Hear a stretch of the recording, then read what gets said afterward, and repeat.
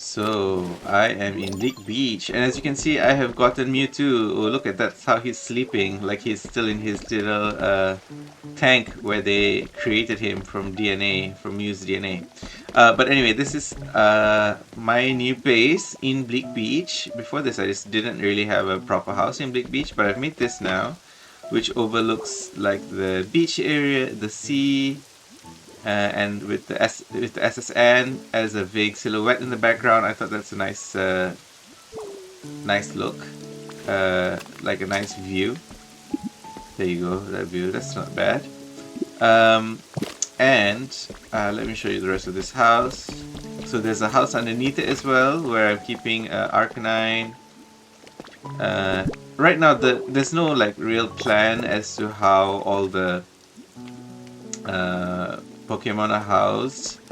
I'm just putting them wherever I can. And I created a hot spring here. The Pokemon just love it.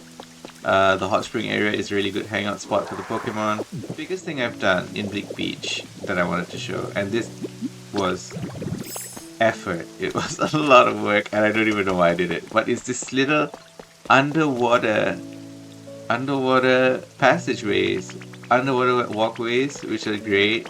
And there's Pokemon living here as well. So let me show you. Like I wanted to make it look like a very green garden kind of area. There's a house over here as well. Some Pokemon. And yeah, I just wanted to make it very tropical, very beachy, very garden.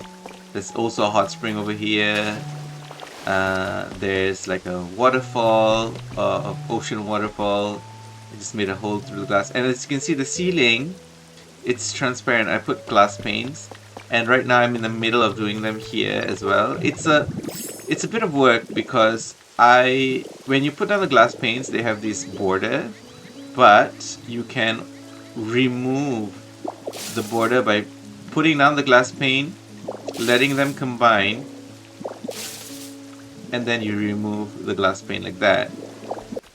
I've also created habitats for the Pokemon in the water. Like this is Gyarados, Magikarp, and Empoleon live here, which is I did that with the house like hidden under here, so that sometimes you can see them swimming by on the outside.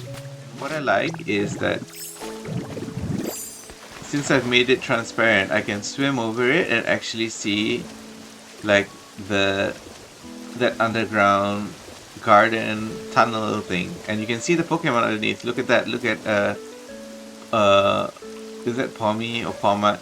Yeah, Pommat and Shallows over there, and then you can see I've made a house here as well in the water, so that you can actually see the Pokemon swimming around, which is nice. Oh, and then you can see Gyarados is right there. So let me show you what that looks like when he's in the right outside the window of this glass tunnel.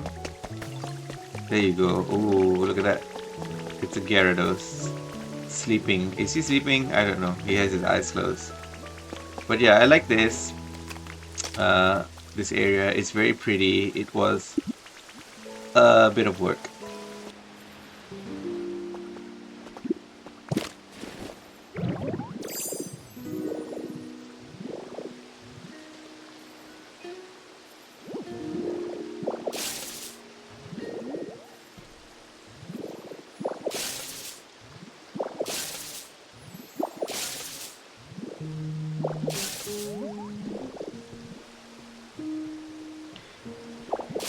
So this part is still a bit of a work in progress, because I don't like continuously do this, because it's a lot of work to put down all these window panes and then take away these last bits so that you're left with the glass without the edges, without the borders.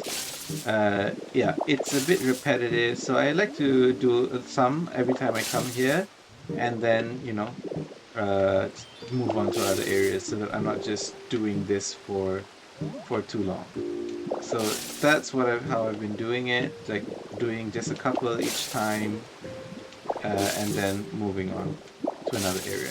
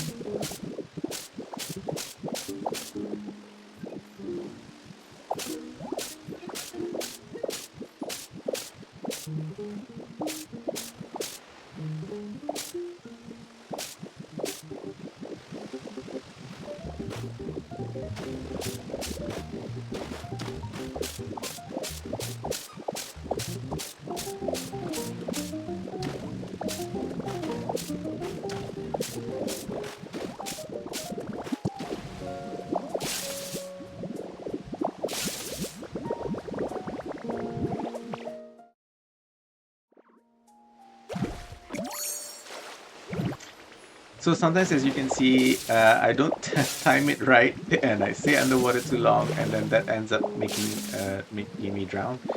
And then that slows down the process a bit.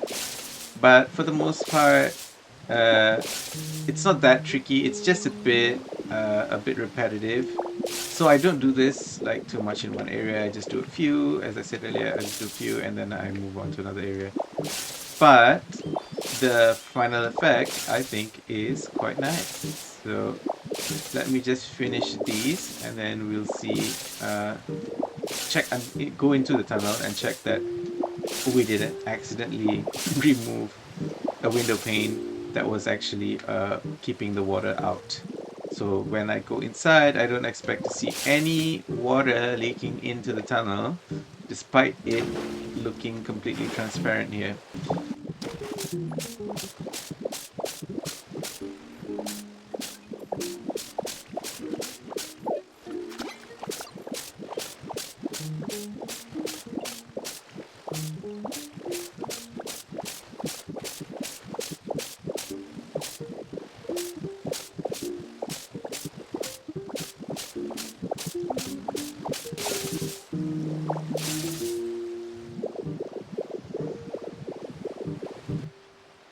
Okay, now that that was done, we're going to check that I didn't make a mistake and that it's not pouring water inside here. Yes, and it's good. So that's the process. That's how I did these transparent roofs.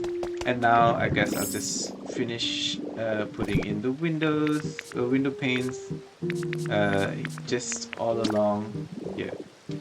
Being careful not to not to re-add them to the transparent ones above, because otherwise I have to just redo the whole thing. Because as you can see, each time I add the window pane, it re-adds the frame all around it. So I don't want to accidentally, for example, add it there. That would mean I have to redo the whole row.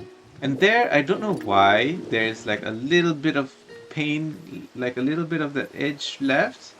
I don't understand why it did that, but I'm not going to fix it because I don't want to redo the whole row.